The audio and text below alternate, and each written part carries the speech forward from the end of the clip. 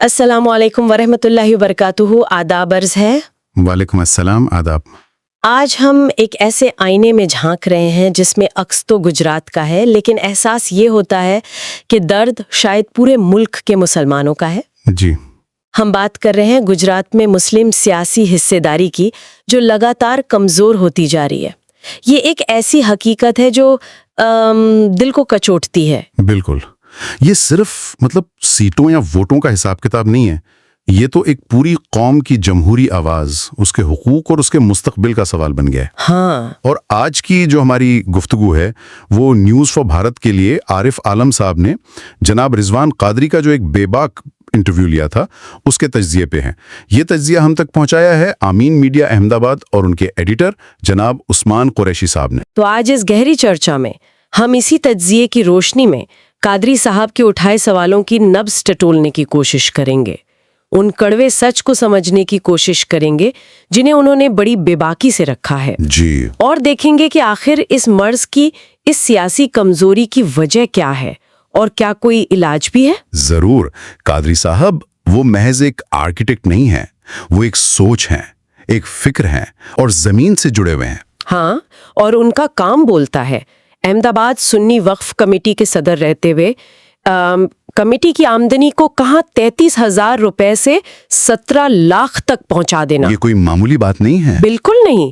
یہ ان کے قابلیت اور قوم کے لیے کچھ کر گزرنے کے جذبے کا ثبوت ہے. اور یہی تجربہ، یہی زمینی کام انہیں سیاست پر بھی اتنی بے باکی سے، اتنے اعتماد سے بولنے کی ہمت دیتا ہے. ان کا ماننا ہے کہ وقف جیسی جو ہماری اپنی سنستھائیں ہیں، جی، اگر انہیں صحیح نیت سے چلایا جائے تو وہ قوم کی تعلیم، صحت اور خود کفالی آتم نربھرتا، اس میں انقلاب لا سکتی ہیں. بہت پوٹینشل ہے ان میں. یہ بہت اہم نقطہ اٹھایا آپ نے. لیکن سیاست کے میدان میں ان کا کیندری سندیش کیا ہے؟ دیکھیے، ان کا پہلا اور سب سے بڑا پیغام تو یہ ہے کہ سیاست کو صرف کانگریس یا بی جے پی کے نام سے دیکھنا بند کریں. اچھا. سیاست اصل میں قوم اور ملک کی بھلائی، اس کے ویلفیئر کا نام ہے. یہ پارٹیوں سے بڑی چیز ہے. اور انہوں نے صاف کہا کہ کانگریس نے تو دشکوں تک مسلمانوں کو استعمال کیا. جی ہاں، ووٹ بٹورے اور پھر اکثر حاشیے پر دھکیل دیا. ان کے اصل مسئلوں پر دھیان نہیں دیا گیا. وہیں بی جے پی کے بارے میں ان کا کہنا ہے کہ قانون اور نیتیوں سے کھلا یا چھپا بھید بھاؤ کیا گیا. بالکل. نتیجہ کیا ہوا؟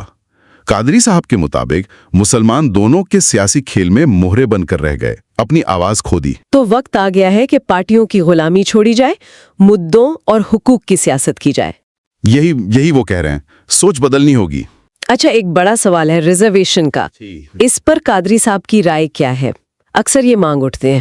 ہاں، اور اس پہ ان کا جواب بہت صاف ہے، شیشے کی طرح. انہوں نے کہا، میں ریزرویشن کے سخت خلاف ہوں. ہیں؟ خلاف؟ یہ تو بڑی بات ہے. جی. ان کا ماننا ہے کہ سیاست میں جگہ بنانی ہے تو خود کو ثابت کرنا ہوگا، اپنی قابلیت دکھانی ہوگی، جیسے انہوں نے پٹیلوں کی مثال دی گجرات میں. ہاں، کہ انہوں نے کیسے اپنی طاقت بنائی. لیکن سچر کمیٹی کی رپورٹ تو کہتی ہے کہ حالت دلتوں سے بھی بدتر ہے. وہ مانتے ہیں اس رپورٹ کو. وہ کہتے ہیں حالت خراب ہے، مسلمان تعلیم میں، مالی حالت میں پیچھے ہیں. یہ سچ ہے. تو پھر حل کیا؟ بنا سہارے کے کیسے آگے بڑھیں؟ ان کا حل سیاسی بیساکھیوں میں نہیں ہے. وہ کہتے ہیں حل ہے تعلیم میں، مالی مضبوطی میں اور سب سے بڑھ کر سماجی اتحاد میں. پڑھو، کماؤ اور ایک ہو جاؤ. اچھا، اندرونی طاقت بڑھانے پر زور ہے. بالکل. خود کو قابل بناؤ، حق چھیننا پڑے گا، ملے گا نہیں. یہ ان کا نظریہ ہے. تو مسلمانوں کی اس طرح پچھڑنے کی اصل وجہ کیا گناتے ہیں؟ وہ کیا چیزیں ہیں جو ہمیں پیچھے کھینچ رہی ہیں؟ انہوں نے 4 بڑی وجہیں بتائی ہیں اور وہ سننے میں کڑوی لگ سکتی ہیں. بتائیے. پہلی، ہمارا آپسی بکھراؤ. چھوٹی چھوٹی رنجشیں، مسلکوں کے جھگڑے، ذاتی انا.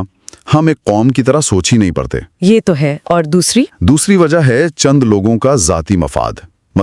کچھ لوگ اپنے فائدے کے لیے کوئی پلاٹ، کوئی پیسہ، کوئی چھوٹا سا عہدہ پوری قوم کا سودا کر دیتے ہیں. اف، یہ تو بہت سنگین الزام ہے. تیسری وجہ، کمزور اور بیکاؤں قیادت. لیڈرشپ ایسی جو پارٹیوں کے ہاتھ کا کھلونا بن گئی، قوم کی آواز اٹھانے کی ہمت ہی نہیں. اور چوتھی اور یہ شاید سب سے زیادہ چبھنے والی بات ہے، ہماری مذہبی تنظیموں اور اداروں کی سستی. اچھا، ان کے بارے میں کیا کہا؟ کہا کہ وہ قوم کی ترقی کے بجائے اکثر اپنی دکانیں چلانے میں زیادہ مصروف رہیں. تعلیم، صحت، سماج سدھار جیسے کاموں میں اتنا آگے نہیں ہے جتنا آنا چاہیے تھا. یہ تو بہت سخت تنقید ہے. ہاں، اور انہوں نے اس بکھراؤ کا نتیجہ سمجھانے کے لیے احمد آباد کی 2 سیٹوں کی مثال بھی دی. जमालपुर और दरियापुर। हाँ बताइए जरा। जमालपुर में मुसलमान एक हुए तो उम्मीदवार आसानी से जीत गया, लेकिन दरियापुर में बिखरे, वोट बढ़ गए तो कांग्रेस के इतने कद्दावर नेता गयासुद्दीन साहब हार गए। जबकि वहां भी मुस्लिम वोट तो हैं। बिल्कुल है। सबक साफ है, इत्तेहाद में ही ताकत है, बिखराव में हार। ये मिसाल तो बाकी आंखें खोल देती हैं। मजहबी इदारों पर जो उन्होंने कहा, क्या वो ये मानते हैं कि ये इदारे जानबूझकर? उनके अल्फाज तो यही इशारा करते हैं कि शायद वो दिल से नहीं चाहते कि आम मुसलमान इतना मजबूत हो जाए कि उसे इनकी जरूरत कम महसूस हो। डर है शायद अपनी अहमियत कम होने का। ये तो बहुत बहुत बड़ी बात कह दी उन्होंने। तो वो कहते हैं कि इस्लाम में दीन और सियासत अलग नहीं है। हक बोलना, जुल्म के खिलाफ खड़ा होना भी जरूरी है। अगर मजहबी रहनुमाई डरेंगे तो कौम कैसे आगे बढ़ेगी? तो वो क्या चाहते हैं इन इदारों से? वो चाहते हैं कि ये इदारे सिर्फ इबादत गाहों तक महदूद न रहें, तालीम, सेहत, समाज सुधार में अपना किरदार पूरी ईमानदारी से निभाएं, कौम की दुनियावी तरक्की की भी फिक्र करें। एक और बात कही जाती है कि गुजरात में मुस्लिम वोट अब बेअसर है। क्या कादरी साहब मानते हैं इसे? नहीं, बिल्कुल नहीं। वो इसे एक वहम मानते हैं, एक प्रोपेगेंडा। वो कहते हैं आज भी कई सीटें हैं जहां हार जीत का फासला चंद हजार वोटों का होता है। हाँ, ये तो सही है। तो क्या इतने मुसलमान मिलकर इन सीटों पर असर नहीं डाल सकते? किंग मेकर नहीं बन सकते? बिल्कुल बन सकते हैं। मसला तादाद का नहीं, सोच और तंजीम का है। यानी अगर हिकमत अमली हो, रणनीति हो, तो कम होकर भी वजनदार बना जा सकता है। बिल्कुल। जरूरत है इस ताकत को पहचानने और इस्तेमाल करने की, मायूस होने की नहीं। और अपनी ही कौम के उन नेताओं पर उनके क्या ख्यालात हैं जो पार्टियों से जुड़े हैं? यहाँ उनके अल्फाज सबसे तल्ख हैं। वो कहते हैं कुछ नेता जाती फायदे के लिए, 4 प्लॉट लेने के लिए या पैसे ओहदे के लिए पार्टी का साथ देते हैं, कौम का सौदा करते हैं। और ऐसे लोगों को उन्होंने इस्लाम और मुल्क दोनों का दुश्मन करार दिया है और आवाम से अपील की है कि ऐसे चेहरों को पहचानें, बेनकाब करें और इन्हें रहनुमा मानना बंद करें। ये बातें तो सचमुच झंझोड़ देने वाली हैं, लेकिन क्या सिर्फ मसले ही बयान किए हैं या कोई रास्ता भी दिखाया है, कोई उम्मीद? नहीं, रास्ता भी दिखाया है। 5 नुकात बताए हैं उन्होंने, एक तरह का एक्शन प्लान। अच्छा, क्या है वो 5 नुकात? पहला, सियासत को समझें, ये कोई गंदी चीज नहीं बल्कि खिदमत का जरिया है, इसमें हिस्सा लें। दूसरा और सबसे अहम, तालीम और माली खुद कफाली, पढ़ें और कमाएं।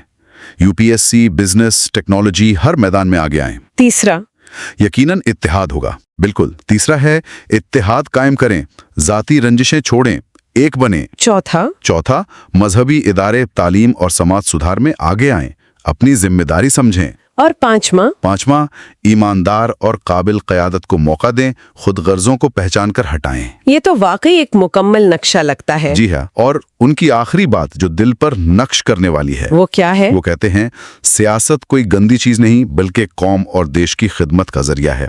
इसे कैंसर समझकर दूर भागने के बजाय ईमानदारी से अपनाना होगा। ये सोच ही अपने आप में अहम है। तो हासिल कलाम ये है कि गुजरात में मुसलमानों की सियासी गिरावट सिर्फ बाहरी साजिशों का नतीजा नहीं, बल्कि हमारी अपनी अंदरूनी कमजोरियां, हमारा बिखराव, हमारी खुदगर्जी, ये भी उतना ही बड़ा आईना है। और रिजवान कादरी जैसे बेबाक लोग हमें यही आईना दिखा रहे हैं कि असली ताकत पार्टियों की दहलीज पर नहीं बल्कि तालीम में है, खुद एतमादी में है, माली मजबूती में है और सबसे बढ़कर कौमी इत्तेहाद में है।